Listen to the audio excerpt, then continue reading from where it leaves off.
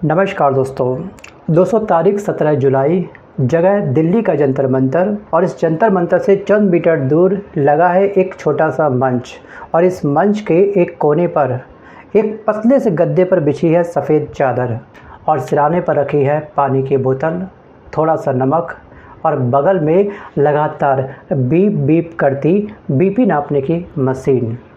एक डॉक्टर आता है, वहाँ पर पट्टा कसता है, दूसरा ग्लूकोमीटर से खून की बूंद जांचता है और तीसरा कागज़ पर लिखता है शुगर 80 और पल्स 72। दोस्तों, भूख हड़ताल का आज 20वां दिन है और हो सकता है कि टीवी चैनल पर रोज़ ये खबर देख देख करके आपको इसकी आदत हो चुकी होगी, लेकिन आज जो मेडिकल आंकड़े आए हैं वो आपको डराने के लिए काफ़ी हैं। सोचिए, 59 साल के सोनम वांगचुक जी का जो शरीर का जो वेट है वो आज 9.5 किलो खो चुका है। 9.5 किलो इनका वेट कम हो चुका है। डॉक्टर चेतावनी दे रहे हैं कि किसी भी पल कुछ भी हो सकता है।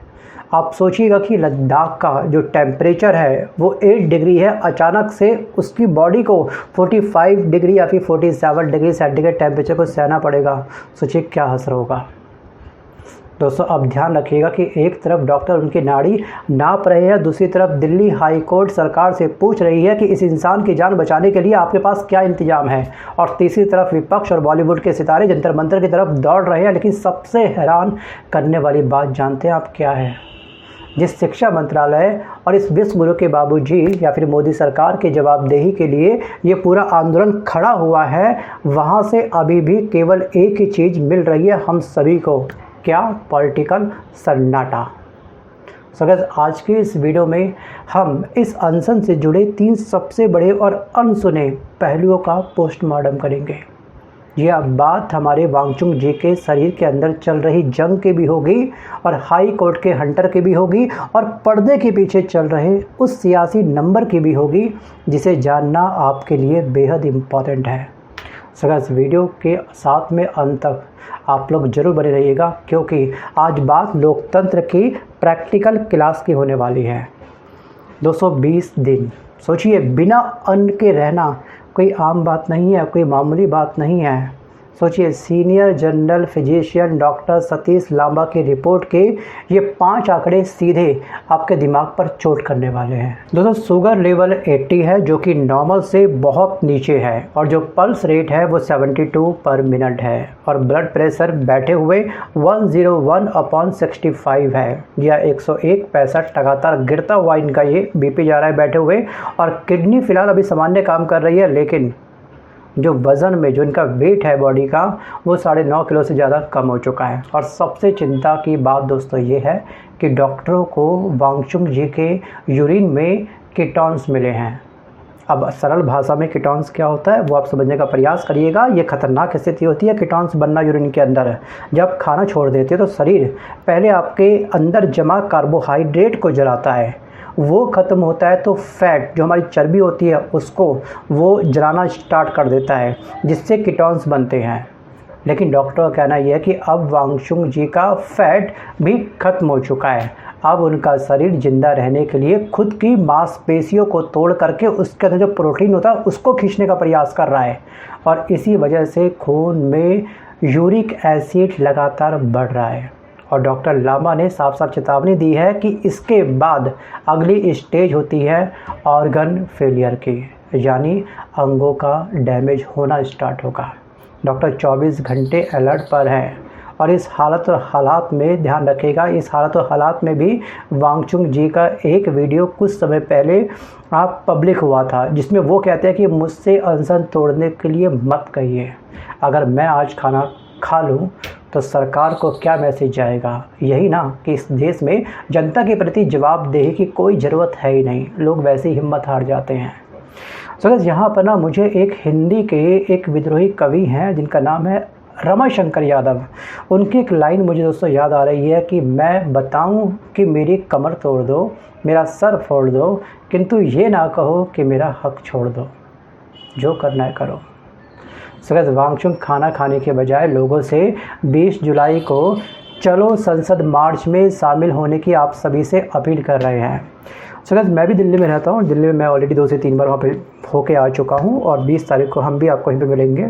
लेकिन दोस्तों ध्यान रखिएगा कि इस अपील को प्लीज़ आप लोगों को भी सीरियस लेना है। आप किसी भी स्टेट में रहते हैं, अगर आप भारत देश के युवा हो, ठीक है, तो आपको प्लीज़ यहाँ पर ज़रूर आना है। या फिर आपके बच्चे अगर किसी भी एग्ज़ाम की तैयारी कर रहे हैं, आप भी एजुकेशन सिस्टम से परेशान हो, प्रताड़ित हो, तो 20 जुलाई को संसद चलो मार्च में प्लीज़ आप लोग ज़रूर पार्टिसिपेट करिएगा।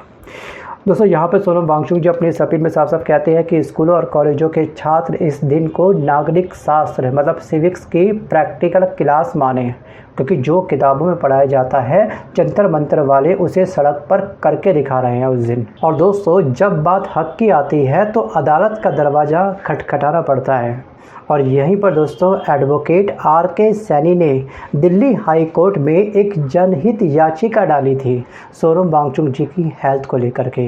उन्होंने अदालत में साफ साफ ये कहा है कि सरकार 59 साल के वांगचुक के साथ ऐसा सलूक कर रही है जैसे वो कोई खूंखार अपराधी या फिर देशद्रोही हो।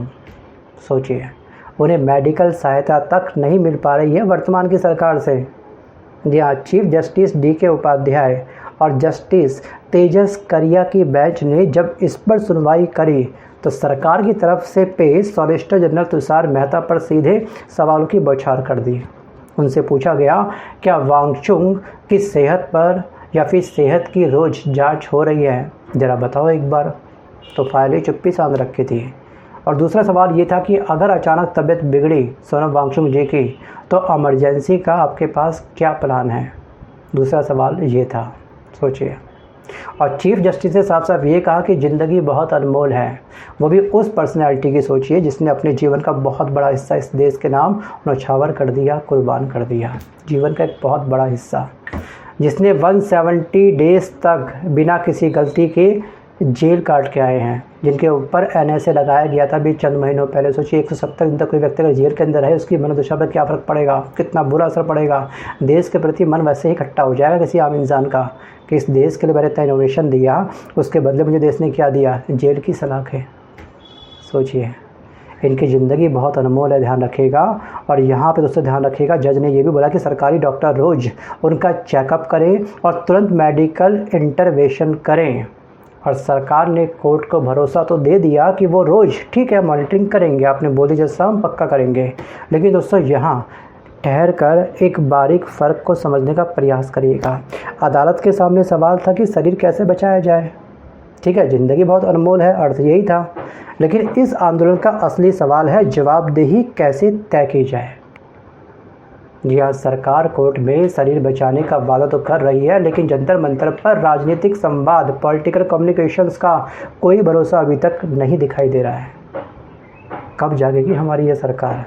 और वांगचुक जी ने खुद ये कहा है कि सरकार की तरफ से सीधे या परोक्ष रूप से बातचीत का कोई संदेश नहीं आया है अब तक। दोस्तों अब सवाल ये है कि सरकार आखिरकार चुप क्यों है।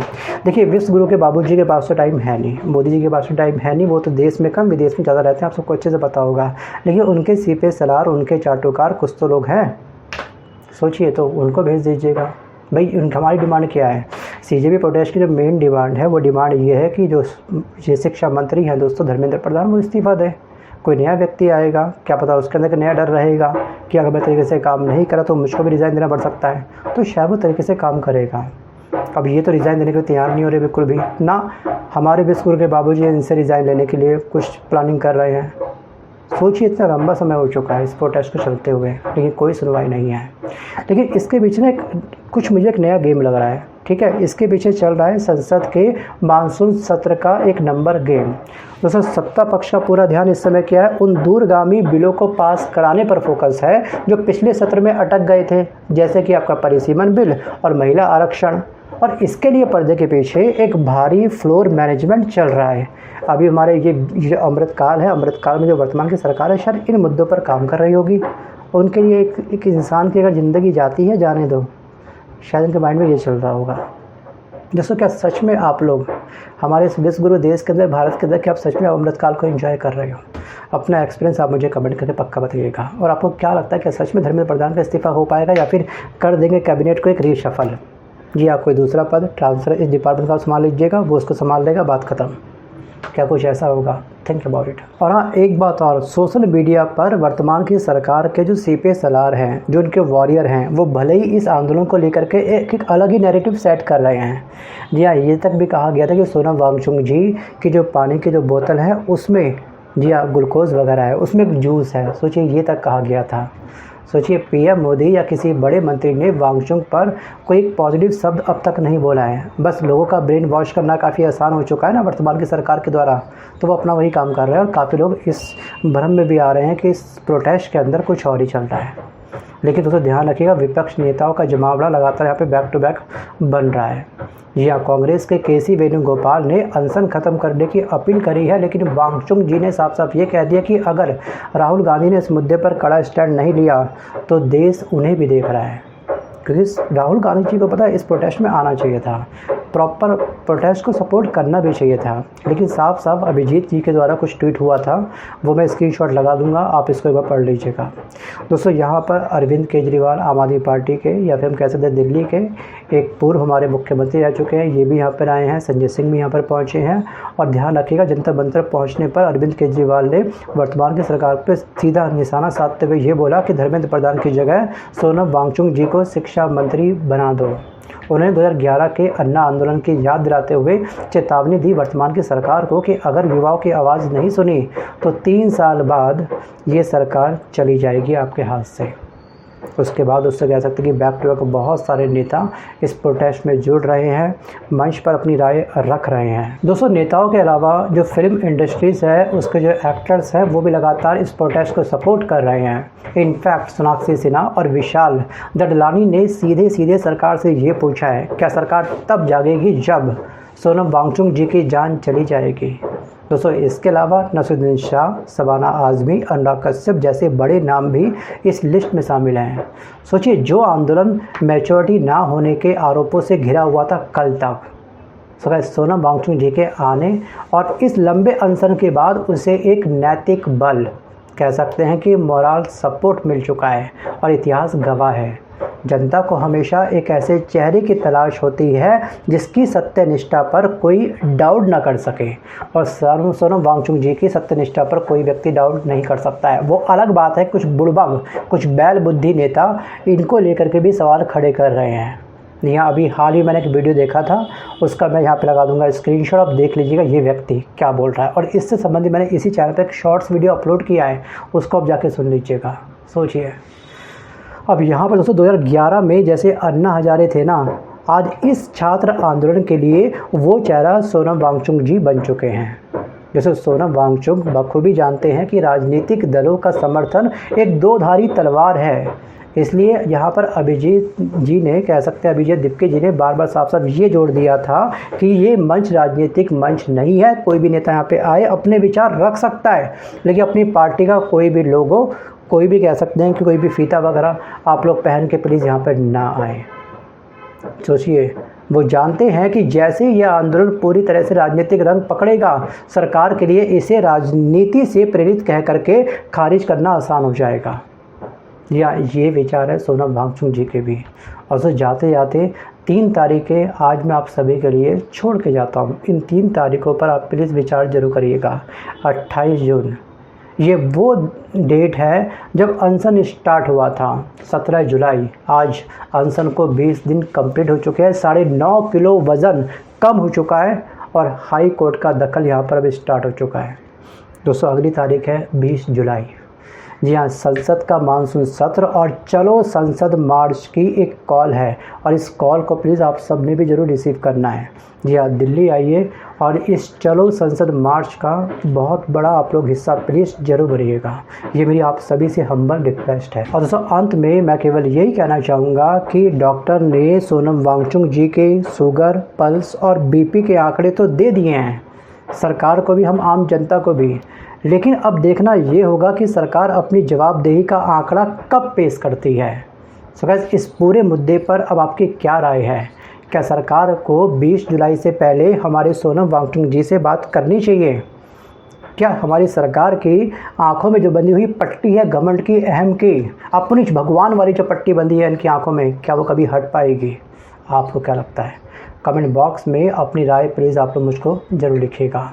सो गाइस मिलते हैं अगले वीडियो में, तब तक के लिए धन्यवाद। जय हिंद।